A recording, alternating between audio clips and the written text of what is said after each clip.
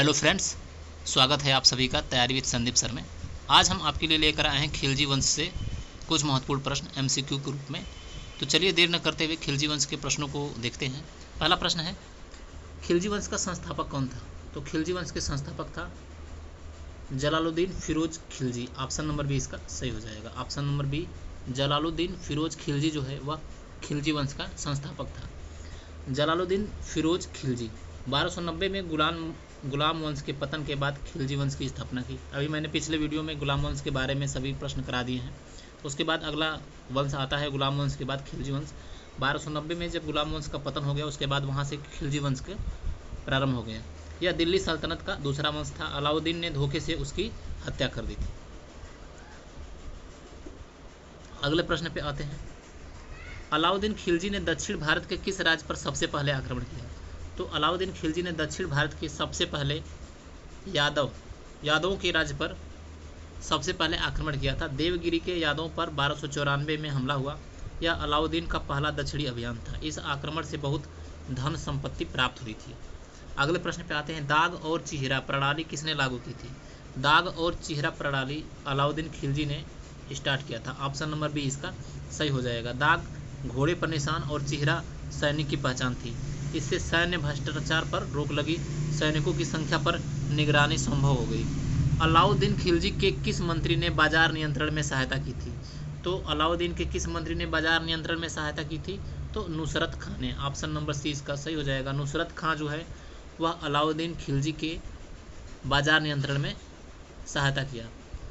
बाजार निरीक्षक के रूप में कार्य किया गया। कीमतें नियंत्रित की गई। राशनिंग जैसी प्रणाली शुरू किया गया।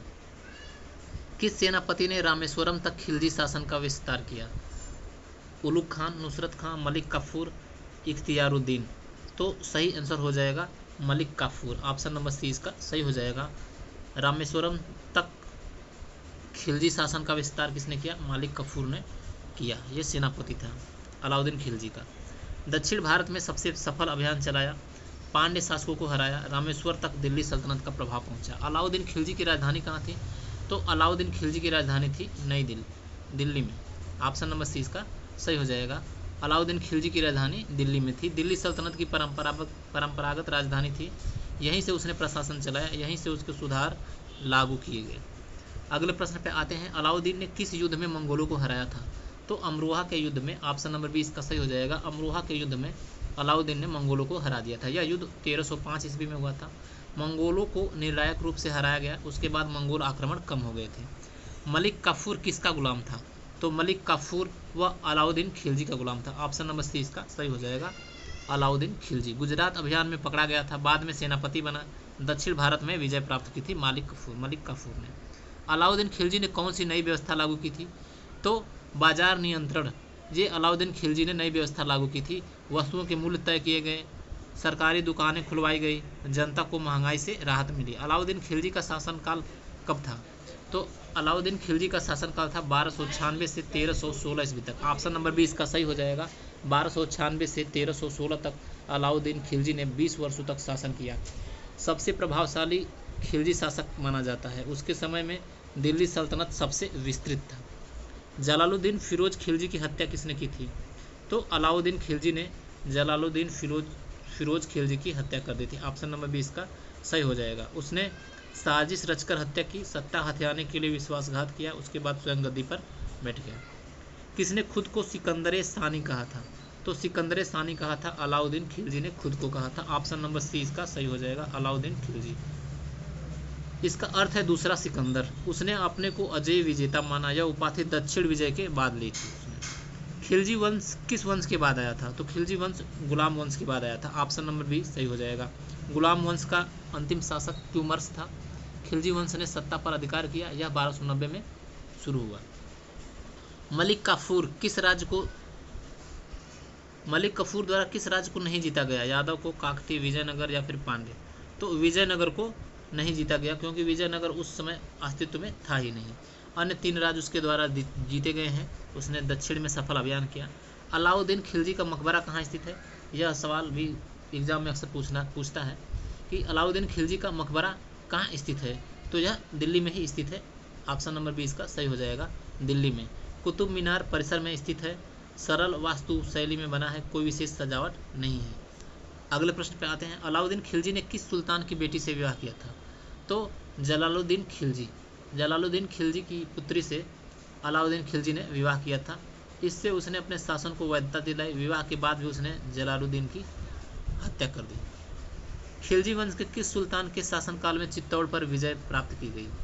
तो खिलजी वंश के किस सुल्तान के शासनकाल में चित्तौड़ पर विजय प्राप्त की गई? तो चित्तौड़ पर विजय प्राप्त की गई अलाउद्दीन खिलजी। ज़्यादातर प्रश्न अलाउद्दीन खिलजी से रिलेटेड है, क्योंकि अलाउद्दीन खिलजी खिलजी वंश का प्रमुख शासक रहा है। 1303 में चित्तौड़ पर आक्रमण किया गया। राणा रत्न सिंह की पराजय हुई। यह पद्मिनी कथा से भी जुड़ा हुआ है। अलाउद्दीन ने किस प्रसिद्ध व्यापारी नीति को अपनाया था? किस प्रसिद्ध व्यापारी नीति को अपनाया था? मुक्त व्यापार, मूल्य नियंत्रण, मुक्त अर्थव्यवस्था या फिर निजीकरण? तो अलाउद्दीन खिलजी ने मूल्य नियंत्रण पर काफ़ी प्रभाव डाला था अपना। अगले प्रश्न पे आते हैं, किसने खुफिया तंत्र गुप्तचर व्यवस्था को मजबूत किया था? तो इसने मजबूत किया था अलाउद्दीन खिलजी ने। ऑप्शन नंबर 20 का सही हो जाएगा, अलाउद्दीन खिलजी। किसने खुद को जमी का मालिक घोषित किया था? तो जमी का मालिक खुद को घोषित किया था अलाउद्दीन खिलजी ने। उसने कहा कि भूमि का स्वामी केवल सुल्तान है। इससे सामंतों की शक्ति कम हुई। लगान सीधे किसानों से वसूला गया। खिलजी वंश का अंतिम सुल्तान कौन था? तो खिलजी वंश का अंतिम जो सुल्तान था वह कुतुबुद्दीन मुबारक शाह था। ऑप्शन नंबर 20 का सही हो जाएगा। अलाउद्दीन का पुत्र था, कमजोर शासक था। 1320 में उसकी हत्या कर तुगलक वंश की स्थापना हुई थी। खिलजी वंश के बाद तुगलक वंश अस्तित्व में आया था। अलाउद्दीन खिलजी का सेनापति कौन था? तो अलाउद्दीन खिलजी का सेनापति था मलिक काफूर। ऑप्शन नंबर 20 का सही हो जाएगा, जैसा कि पिछले प्रश्न में मैंने पढ़ा। किसने मंगोलों के खिलाफ प्रभावी रक्षा की थी? तो अलाउद्दीन खिलजी ने किया था। ऑप्शन नंबर 30 का सही हो जाएगा। किसने सेना की नियमित वेतन प्रणाली शुरू की थी? तो नियमित वेतन प्रणाली भी अलाउद्दीन खिलजी ने ही शुरू किया था। ऑप्शन नंबर 30 का सही हो जाएगा। अलाउद्दीन खिलजी के समय कौन प्रसिद्ध मुस्लिम यात्री भारत पर आया था? तो अलाउद्दीन खिलजी के समय मुस्लिम यात्री जो भारत आया था, इब्न बतूता नहीं, ये नहीं, अल मसूदी, अब्दुल रजाक, इनमें से कोई नहीं आया था। ऑप्शन नंबर 20 का सही हो जाएगा। इब्न बतूता मोहम्मद बिन तुगलक के शासनकाल में आया था। अलाउद्दीन के समय कोई भी प्रमुख विदेशी यात्री नहीं आया। उसका शासन आंतरिक सुधारों के लिए ही जाना जाता है। खिलजी वंश की कुल कितने वर्षों की सत्ता रही थी? तो खिलजी वंश की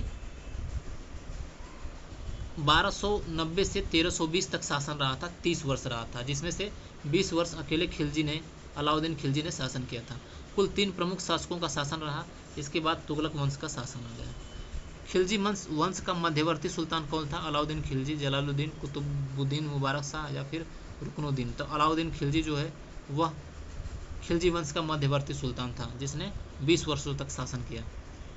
वह सबसे प्रभावशाली शासक था। उसके बाद जलालुद्दीन और बाद में मुबारक शाह आया। अलाउद्दीन का उत्तराधिकारी कौन बना था? तो अलाउद्दीन का उत्तराधिकारी बना था कुतुबुद्दीन मुबारक शाह। ऑप्शन नंबर 20 का सही हो जाएगा। वह अलाउद्दीन का पुत्र था। मलिक काफूर की मृत्यु के बाद उसे सत्ता मिली थी, लेकिन वह सक्षम शासक नहीं था। अलाउद्दीन खिलजी की धार्मिक नीति कैसी थी? धार्मिक नीति कट्टर थी। उलेमा को दरबार से दूर रखा। उसने खुद को इस्लाम का संरक्षक घोषित किया। हिंदुओं पर जजिया कर लगाया। चित्तौड़ की पद्मिनी कथा किससे जुड़ी है? तो चित्तौड़ की पद्मिनी कथा जो है वह अलाउद्दीन खिलजी से जुड़ी हुई है। अगले प्रश्न पे आते हैं, अलाउद्दीन ने किस राज्य को 2 बार हराया था? तो यादव को उन्होंने अलाउद्दीन ने 2 बार हराया था। अगले प्रश्न पे आते हैं, अलाउद्दीन ने किस शहर को सिराज की उपाधि दी थी? सिराज की उपाधि दी थी देवगिरी को। ऑप्शन नंबर 20 का सही हो जाएगा। देवगिरी को सिराज की उपाधि प्रदान करी थी अलाउद्दीन खिलजी ने। विजय के बाद इस शहर का नाम सिराज रखा। यह उसके दक्षिण प्रशासन का केंद्र बना। अब इसे औरंगाबाद कहा जाता है। अलाउद्दीन ने कौन सा कर सीधे किसानों से वसूला? तो खिराज नामक एक कर जो है वह अलाउद्दीन ने सीधे किसानों से वसूला। यह भूमि कर था। सीधे राज्य के कर्मचारी वसूलते थे। बिचौलियों को समाप्त कर दिया गया। किसने सबसे पहले स्थायी सेना बनाई थी? तो अलाउद्दीन खिलजी ने ही सबसे पहले स्थायी सेना बनाई थी। सैनिकों का वेतन तय किया। घोड़ों की पहचान भी सुनिश्चित की गई। अलाउद्दीन खिलजी का दरबारी कवि कौन था? तो अलाउद्दीन खिलजी का दरबारी कवि थे अमीर खुसरो। इन्हें तोताए हिंद के नाम से भी जाना जाता है। कई ग्रंथ लिखे जैसे तुगलकनामा, संगीत और कविता में भी योगदान दिया है अमीर खुसरो ने। अगले प्रश्न पे आते हैं, किस शासक ने उलेमाओं को राज में हस्तक्षेप से रोका? उलेमाओं को राज से हस्तक्षेप में किसने रोका? अलाउद्दीन खिलजी ने रोका था। ऑप्शन नंबर 30 का सही हो जाएगा। मलिक काफूर का उपनाम क्या था? तो मलिक काफूर को 1000 दिनारी के नाम से भी जाना जाता था। उसे खरीदने के लिए 1000 दिनार खर्च हुए थे। बाद में वह सेनापति बना, शासन में अहम भूमिका निभाई। कुतुबुद्दीन मुबारक शाह की हत्या किसने की थी? तो कुतुबुद्दीन मुबारक शाह की हत्या खुसरो खां ने की थी। ऑप्शन नंबर 20 का सही हो जाएगा। वह एक हिंदू मूल का मुसलमान था, उसने धोखे से मुबारक शाह की हत्या कर दी। खुद कुछ समय के लिए सुल्तान बना, उसके बाद फिर तुगलक वंश आ गया। अलाउद्दीन खिलजी ने सिंचाई व्यवस्था को कैसे सुधारा? तो उसका ध्यान सैन्य एवं राजस्व व्यवस्था पर ही था, कोई विशेष प्रयास नहीं किया अलाउद्दीन खिलजी ने सिंचाई व्यवस्था को लेकर। किसके शासनकाल में खिलजी वंश का पतन हुआ? तो कुतुबुद्दीन मुबारक शाह के शासनकाल में। ऑप्शन नंबर सी, जो कि अलाउद्दीन खिलजी का पुत्र था, उसके शासनकाल में खिलजी वंश का अंत हो गया। तो कमजोर प्रशासन के कारण पतन हुआ, आंतरिक षड्यंत्रों से साम्राज्य टूट गया, इसके बाद तुगलक वंश की स्थापना हुई। तो आपको वीडियो कैसा लगा? इस वीडियो में हमने खिलजी वंश के बारे में सभी महत्वपूर्ण प्रश्नों को एक साथ देख लिया है। अगला वीडियो आएगा तुगलक वंश से, क्योंकि पहले गुलाम वंश था, फिर खिलजी वंश, फिर तुगलक वंश। तो तुगलक वंश से कुछ महत्वपूर्ण प्रश्नों को करेंगे। आपको यह वीडियो कैसा लगा? अच्छा लगा तो लाइक करें और चैनल को जरूर से जरूर सब्सक्राइब करें, ताकि आगे आने वाले वीडियो को आप कम समय में फास्ट रिवीजन कर सकें। धन्यवाद।